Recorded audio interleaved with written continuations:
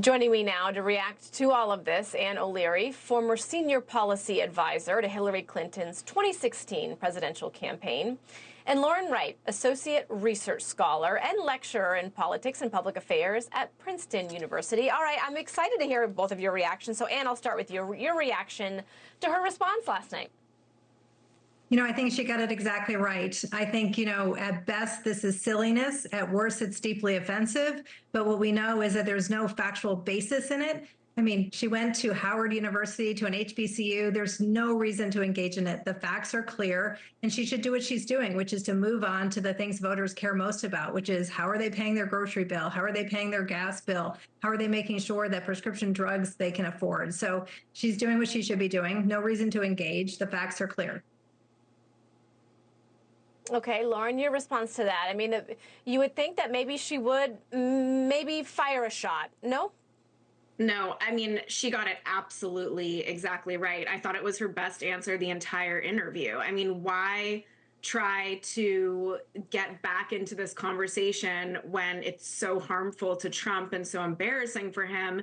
And it's just something where she can really act that, she's taking the higher road, essentially. I mean, Trump, his focus on her race and gender, I don't think it's as politically harmful as some people assume it will be. And we can talk about that later. He's been doing this for a very long time, but it is harmful to the conservative message, which is supposed to de-emphasize identity. And so he's really not only embarrassing himself, it runs counter to a lot of things Republicans and right-leaning voters think about, care about, and it's been a big conversation the last few years.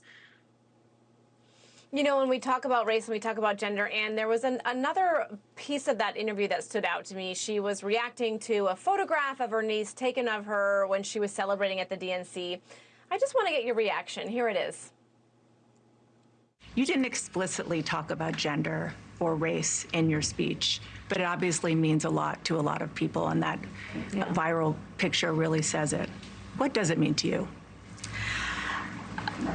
I am running because I believe that I am the best person to do this job at this moment, for all Americans, regardless of race and gender. So, Ann, she's really not engaging in that either, right? She could have said, I'm a woman, this is our time, America is right. She didn't say those words, right? Yeah. We're in such a different time than we were in 2016 when I was helping run Hillary Clinton's campaign. We were really proud, of course, that Hillary was the first woman to get to where she was and to be the first woman running for president at the general election stage.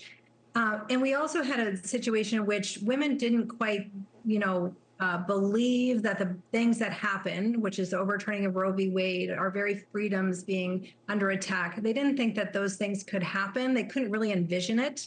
We're now, fast forward to 2024, and you don't have to tell anybody who Kamala Harris is, and you don't have to tell them what threats they are under in 2024. It's very obvious. And so that image of her niece, who I know is such a lovely family, and I think it's so iconic and it's inspiring. And I think anybody who knows her or who doesn't know who sees her can just see this is who she is. And so I think she's exactly right. We were all wearing white that night on the floor, the suffragette white, so proud. And she was there as the kind of a boss lady in her navy blue suit and coming out strong as ever.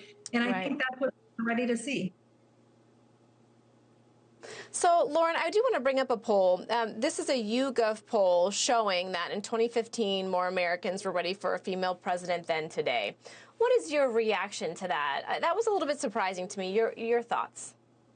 There have been studies on this. The results are really mixed. There is a percentage of Americans, extremists, who are not comfortable with a woman president, and that number is very small. Some studies put it at about 5%. Some put it higher at about 15%, way across the board. But in general, women are winning elections at the same rate as men now. When they do run, they do very well. When they do get into Congress, they get more budget items and benefits appropriated to their districts. They're highly effective when they run, and they win at the same rate as men. So luckily, it's becoming a less relevant question. Thanks for watching. Go to joinnn.com to find NewsNation on your television provider. And don't forget to click the red subscribe button below to get more of NewsNation's fact-driven, unbiased coverage.